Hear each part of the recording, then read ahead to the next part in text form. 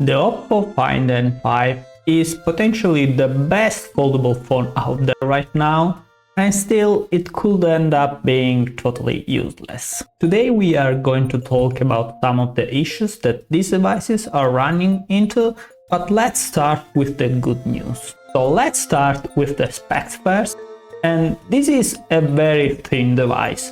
Unfolded it is just 4.2 millimeters, and folded is just 8.9, which basically makes it a regular phone. It's basically as thick as an ultra device, but it's not an ultra device. More on that later.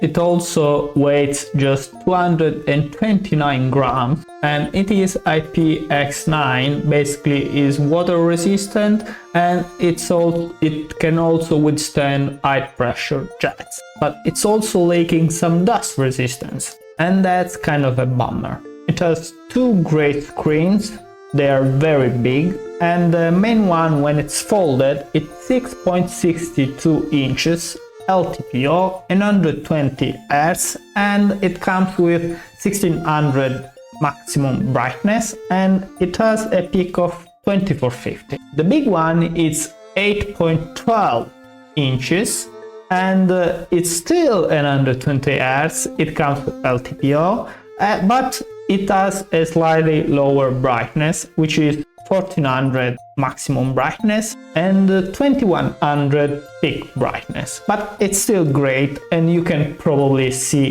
it without any problems out in the sun. Powering this beast is no other than the Snapdragon 8 Elite, and it also comes with the latest and greatest silicon carbon battery. We have a total capacity of 5600 milliamperes, and this is a great battery for such a thin phone, and it can be charged up to 80 watts of wired charging and 50 watts of wireless charging, which is absolutely flagship level. So it seems like this is a great device, right?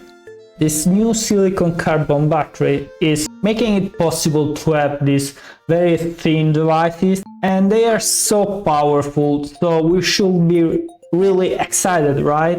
I don't know, because basically what's happening is that it is turning them into something that it's almost useless. So basically the problem with this foldable format that we have right now, the most common one, the just one fold, the booklet form factor, is that actually it's almost useless. Almost all the apps don't know how to take advantage of this form factor, except when you're like having multiple apps open at the same time, but that's so niche, so not everyone is going to do that.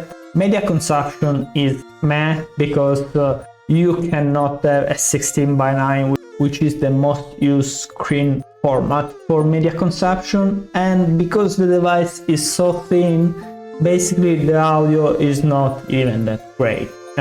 Because to have great audio you will need to compress the air to have more bass, and that's not happening with these ultra thin 4mm devices. So basically you cannot have a great media consumption experience from a device that should be made just for that, right? Another big issue is that you cannot actually fit any great cameras in such a thin devices, and this makes it totally dysfunctional, at least for the people that are going to have the means to purchase such an expensive gift for themselves, because they probably want to be able not only to just consume media with great audio quality, but also to be able to take great pictures out of the box, and it's not going to be the case with such an average camera experience. So do you understand my point now? Basically the way foldable devices are going right now is turning them into a very niche, the way they already were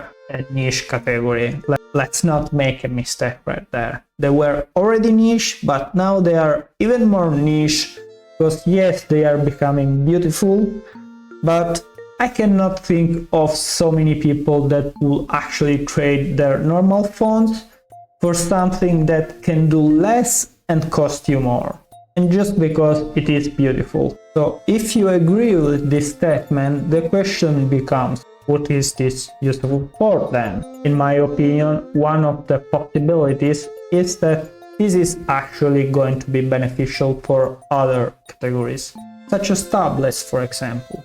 Just think about it. If I had this tablet that could be folded and become really small and fit into a smaller bag with a foldable keyboard, this will actually make for a very portable computing device with a keyboard as well, and this could be very useful for a lot of people, not just for work, which is, by the way, really great if you do that for productivity and work, but also for traveling as well, because instead of bringing your entire laptop bag, you can fit it into even your travel bag or something really small, and it makes for something really useful, especially when you do not have enough space. Honestly, I think that at this point we don't really need to replace our phones with a foldable phone. It's going in a direction that makes it useful for other aspects of our productivity, and if you have another idea, let me know in the comments down below, and if you enjoyed this video, please consider subscribing. I really appreciate it, and see you next time.